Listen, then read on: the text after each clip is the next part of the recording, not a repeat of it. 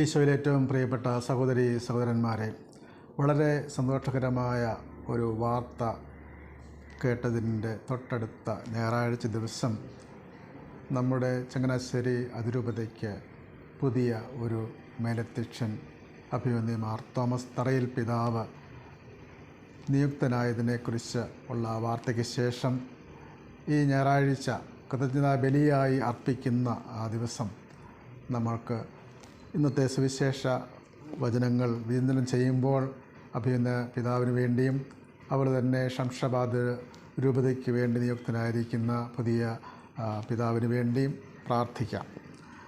പ്രിയമുള്ളവരെ, ഇന്നത്തെ ദിവസം സെപ്റ്റംബർ 1-ാം തീയതി മറ്റ് ഒരു കാര്യത്തിലും പ്രധാനപ്പെട്ടതാണ്. നമ്മളുടെ സഹോദരി സഭകൾ, ഗ്രീക്ക് സഭകൾ അവരുടെ ആരാധനാ വത്സരം ആരംഭിക്കുന്നത് സെപ്റ്റംബർ 1-ാം തീയതിയാണ്. ഈ ദിവസമല്ലെങ്കിൽ തന്നെയും അവർ വേറെ ജൂലിയൻ കലണ്ടറാണ് അവരുടെ സെപ്റ്റംബർ 1. അതായത് മാതാവിൻ്റെ തിരുനാൾ, ജനനത്തിരുനാളിനോട് അനുബന്ധിച്ചാണ് പുതിയ കാലഘട്ടം ആരംഭിക്കുന്നത്. ആരാധനാ വത്സര കാലഘട്ടം മിശിഹായുടെ ഉദയത്തോടു കൂടി ആരംഭിക്കുവാൻ വേണ്ടി അങ്ങനൊരു ക്രമീകരണമാണ്. മാത്രമല്ല, ഈ സെപ്റ്റംബർ 1-ാം തീയതി world day of prayer four creation, സൃഷ്ടിക്ക് വേണ്ടിയുള്ള പ്രാർത്ഥനയുടെ ഒരു ദിവസം കൂടിയായി പ്രത്യേകമായി പ്രഖ്യാപിക്കപ്പെട്ടിരിക്കുന്ന ഒന്നാണ്. ഫ്രാൻസിസ് പാപ്പ 2015 അങ്ങനെ പ്രഖ്യാപിക്കുകയാണ്. Today the world was born. അതായത് പഴയ സങ്കല്പം അനുസരിച്ച് 2 കലണ്ടറുകളുണ്ടായിരുന്നു. ഒന്നാമത്തത് ആന്നോ മുന്തി, ലോകം ആരംഭിച്ചത് അടിസ്ഥാനപ്പെടുത്തിയുള്ള പുരാതന കലണ്ടർ അനുസരിച്ച് 509 ആണ്ട് BC അന്നാണ് ലോകം സൃഷ്ടിക്കപ്പെട്ടത്, അല്ലെ പ്രകാശം സൃഷ്ടിക്കപ്പെട്ടത്. അങ്ങനെ ഒരു ചിന്ത അവർക്കുണ്ടായിരുന്നു. അപ്പോൾ അതിൽ നിന്നും വ്യത്യസ്തമായി ആന്നോ ഡോമിനി, കർത്താവിനെ ആധാരമാക്കിയുള്ള ഒരു പുതിയ യുഗം ആരംഭിക്കുകയുണ്ടായി. അതാണ് നമുക്കറിയാം ആന്നോ ഡോമിനി, ഈശോയുടെ യുഗം. അതായത് മനുഷ്യാവതാരത്തെ സൂചിപ്പിച്ചുകൊണ്ടുള്ള ആ യുഗമാണ് നമ്മൾ അനുവർത്തിക്കുന്നത്. ഏതായാലും സൃഷ്ടിയെക്കുറിച്ചുള്ള ചിന്ത വളരെ പ്രധാനപ്പെട്ടതാണ്. സൃഷ്ടിയും മനുഷ്യാവതാരവും രക്ഷയും വിശ്വാസത്തിൻ്റെ അടിസ്ഥാന രഹസ്യങ്ങളാണ്. സൃഷ്ടാവാണ് ദൈവം, കർത്താവ്.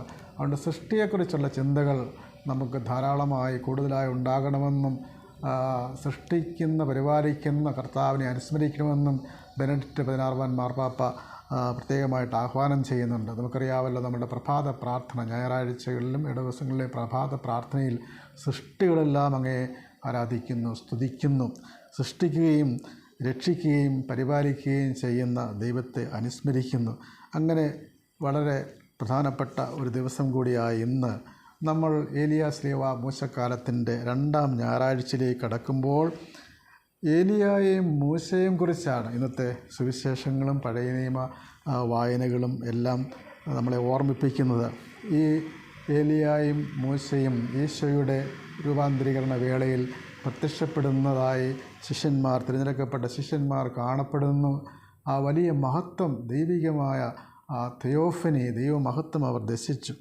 അതിനുശേഷം കർത്താവാണ് അവരെ ആ ദൈവമഹത്വത്തിലേക്ക് കൂട്ടിക്കൊണ്ട് താബോർ മലയിലേക്ക് കൂട്ടിക്കൊണ്ട് പോകുന്നത്. ഈശോയോട് ചേർന്ന് നിന്നാണ് ആ രൂപാന്തരീകരണ അനുഭവം കാണാൻ സാധിക്കുന്നത്. അങ്ങനെ ആ കർത്താവ് അത് കാണിച്ചതിന് ശേഷം അവരെ താഴേക്ക് ഇറക്കുമ്പോൾ ഉണ്ടാകുന്ന ആ സംഭാഷണ ഭാഗം, മലയിൽ നിന്ന് ഇറങ്ങുമ്പോൾ, മത്തായി 17:9 മുതൽ 13 വരെ മലയിൽ നിന്നിറങ്ങുമ്പോൾ നടക്കുന്ന ആ സംഭാഷണമാണ് ഏലിയായുടെ ആഗമനം. ഈ ഏലിയായും മൂശയും വളരെ പ്രധാനപ്പെട്ട 2 വ്യക്തികളാണ് നമ്മളുടെ വിശ്വാസത്തിൻ്റെ ഭാഗമായി. അവരുടെ തിരുനാളുകൾ നമ്മൾ ആഘോഷിക്കുന്നില്ലെങ്കിൽ തന്നെയും അവർ ഈശോയുടെ മുൻഗാമികളായി, പ്രതീകങ്ങളായി നമ്മൾ കാണുകയാണ്. അങ്ങനെ ഈ വ്യക്തികൾ തേജസ്സോടുകൂടിയുള്ള കർത്താവിനോട് ചേർന്ന് കാണപ്പെട്ട മഹത്വത്തിൻ്റെ തേജസ്സിലായിട്ട് കാണപ്പെട്ട വ്യക്തികളാണ്. നമുക്കറിയാം, നക്ഷത്രങ്ങൾ, തിളങ്ങുന്ന നക്ഷത്രങ്ങൾ, താരങ്ങൾ, അങ്ങനെ അറിയപ്പെടുന്ന വ്യക്തികൾ, അവരുടെ ചരിത്രങ്ങളൊക്കെ പിന്നീട് പുറത്തു വരുമ്പോൾ ഈ താരങ്ങളെല്ലാം കരിക്കട്ടകളായി മാറിക്കൊണ്ടിരിക്കുന്ന കാഴ്ച, വലിയ എഴുത്തുകാരായിരിക്കാം, മതസ്ഥാപകരായിരിക്കാം, ചിന്തകരായിരിക്കാം, അവരൊക്കെ കാലക്രമേണ കാലത്തിൻ്റെ കുത്തൊഴുക്കിൽ അവരൊക്കെ നക്ഷത്രശോഭയോടെ പ്രശോഭിച്ചിരുന്നവർ തമോ ഗർത്തങ്ങളായി ധൂമകേതുക്കളായി മാറിപ്പോകുന്നത് നമ്മൾ കാണുന്നത് ചരിത്രത്തിൽ കാണുന്നുണ്ട്, വർത്തമാന കാലഘട്ടങ്ങളിലും കാണുന്നുണ്ട്. എന്നാൽ ഇവിടെ നമ്മൾ കാണുന്നത് ഈ മോശയുടെയും ഏലിയായുടെയും തേജസ് നിറഞ്ഞു നിൽക്കുകയാണ്, ഈശോയുടെ തേജസ്സിനോട് ചേർന്ന് നിറഞ്ഞു നിൽക്കുകയാണ്. അങ്ങനെ യുഗങ്ങൾ കഴിയുമ്പോഴും തേജസ് വർദ്ധിക്കുന്ന രണ്ട് വ്യക്തിത്വങ്ങളാണ് ഈ ഏലിയായും മൂശയും. ഏലിയായുടെ ആഗമനത്തെക്കുറിച്ച് ഈശോ പറയുകയാണ്, മനുഷ്യപുത്രൻ മരിച്ചവരിൽ നിന്ന് ഉയർപ്പിക്കപ്പെടുന്ന വരെ നിങ്ങളിതേക്കുറിച്ചൊന്നും പറയരുത്. അപ്പോഴാണ് ചോദിക്കുന്നത്, ഏലിയ ആദ്യം വരണമെന്ന് നിയമിച്ചർ പറയുന്നത് എന്തുകൊണ്ടാണ്? ഏലിയാവ് എന്നെല്ലാം പുനഃസ്ഥാപിക്കുക തന്നെ ചെയ്യും എന്ന് ഈശോ പറയുകയാണ്. ഏലിയാവ് വരും. എന്നാൽ ഞാൻ നിങ്ങളോട് പറയുന്നു 12-ാം വാക്യത്തിൽ, ഇതാ ഞാൻ നിങ്ങളോട് പറയുന്നു ഏലിയാവ് വന്നു കഴിഞ്ഞു, പക്ഷേ നിങ്ങൾ ഈശോ ഏലിയായെ മനസ്സിലാക്കിയില്ല. അവനോടും മനുഷ്യപുത്രനോടും അവരിൽ നിന്ന് അങ്ങനെ തന്നെയാണ് അവർ ചെയ്തത്. ഏലിയായോട് ചെയ്തതുപോലെ തന്നെ മനുഷ്യപുത്രനോടും ചെയ്യാൻ പോവുകയാണ്, പീഡ സഹിക്കാൻ പോകുന്നു എന്നുള്ള കാര്യം ശിഷ്യന്മാർക്ക് വെളിപ്പെടുത്തുകയാണ്. ഈ ഏലിയായും ഈശോയും തമ്മിലുള്ള ഒരുപാട് സാധർമ്മ്യങ്ങളുണ്ട്. നമുക്കറിയാം, 40 ദിവസം ഉപവസിച്ച് പ്രാർത്ഥിച്ച ഏലിയ പോലെ തന്നെ ഈശോ. ഏലിയായുടെ നോമ്പ് ചില പൗരസ്ത്യ സഭകളിൽ, സുറിയാനി സഭകളിൽ, സന്യാസ ആശ്രമങ്ങളിൽ നടന്നിരുന്നല്ലോ. ഏലിയായെപ്പോലെ തന്നെ മരിച്ചവരെ ഉയർപ്പിക്കുന്നതായിട്ട് കാണുന്നുണ്ട് ഈശോ. ഏലിയ കുടിക്കാൻ വെള്ളം തരിക എന്ന് സരപ്തായിലെ വിധവയോട് ചോദിക്കുകയും അവർക്ക് അപ്പം വർദ്ധിപ്പിച്ചു കൊടുക്കുകയും ചെയ്യുന്നതിന് സമാനമായിട്ടുള്ള, അത് പൂരിപ്പിക്കുന്ന രീതിയിലുള്ള സംഭവങ്ങൾ ഈശോയുടെ ജീവിതത്തിൽ നമ്മൾ കാണുന്നുണ്ട്.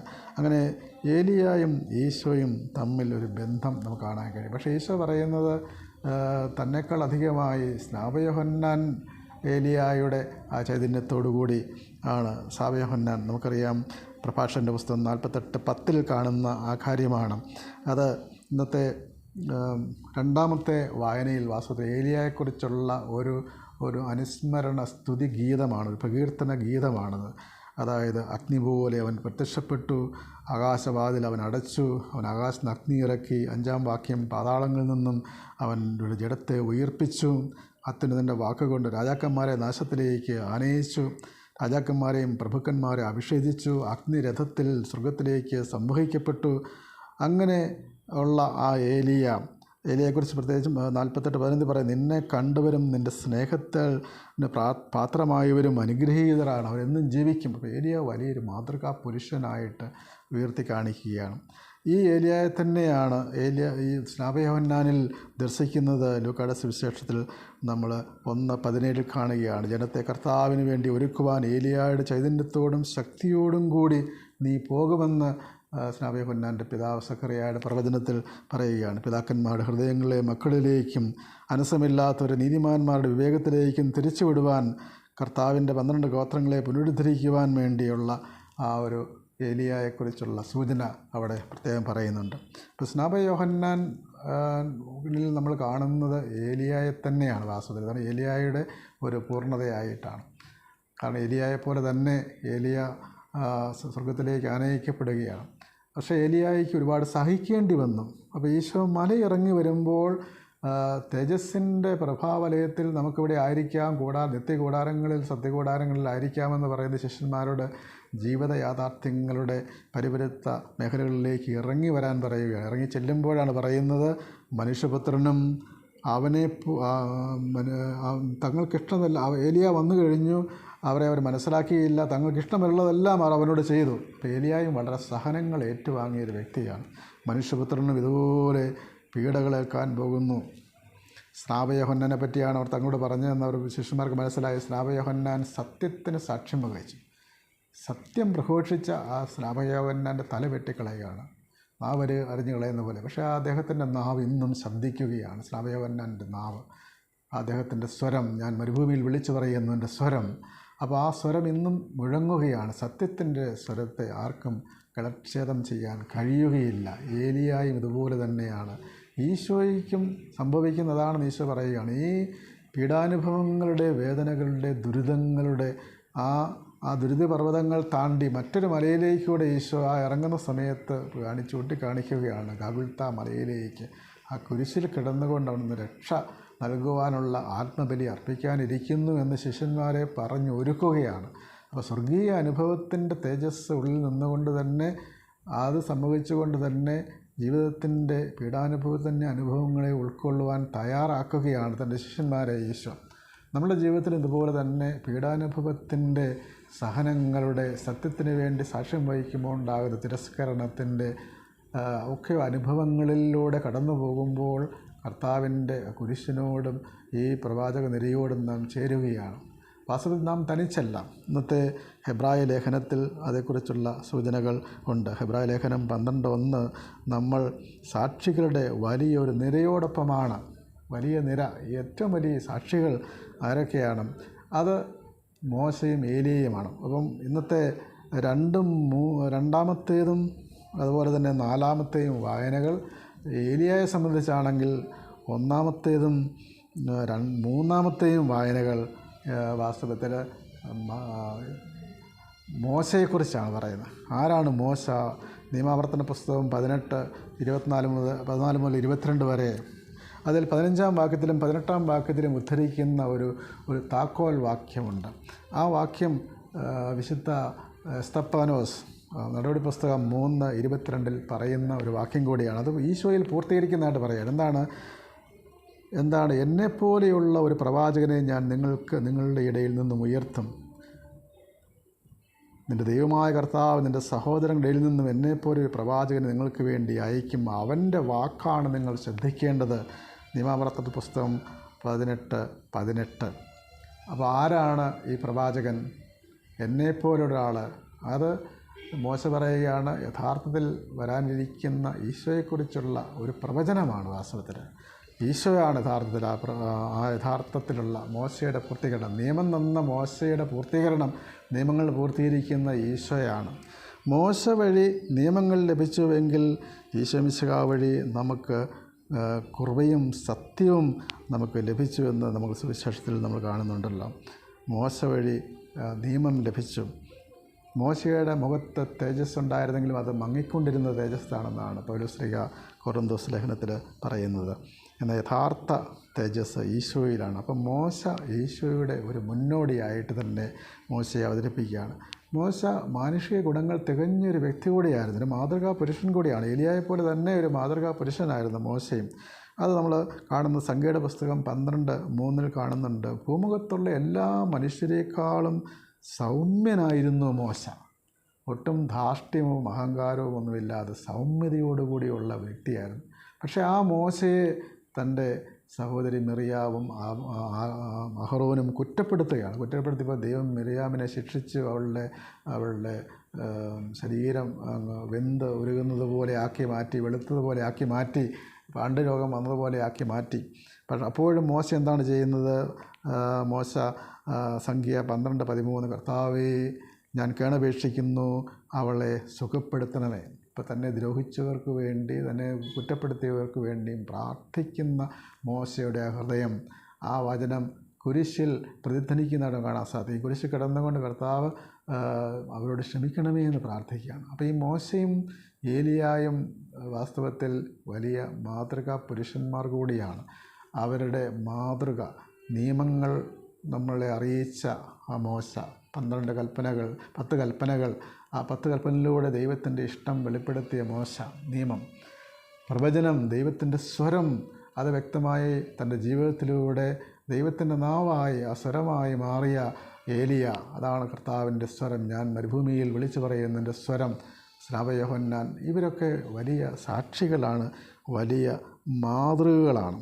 അതുകൊണ്ട് ആ മോശ എന്താണ് ചെയ്തത്? അവൻ ക്രിസ്തുവിന് വേണ്ടി അവൻ വഹിക്കുന്ന പീഡകൾ, ഈ ലോകത്തിൽ ക്രിസ്തുവിന് പ്രതിയാണ് അവൻ സഹിക്കുന്ന പീഡകൾ ഈജിപ്തിലെ നിധികളെക്കാൾ വലുതായി അവൻ കരുതിയെന്നാണ് എന്ന് പറയുന്നത്. അപ്പോൾ മോശയ്ക്കുണ്ടായ പീഡകൾ ഈശോ മിശിഹായ്ക്ക് വേണ്ടി ഉണ്ടായതാണെന്നാണ് പറയുന്നത്.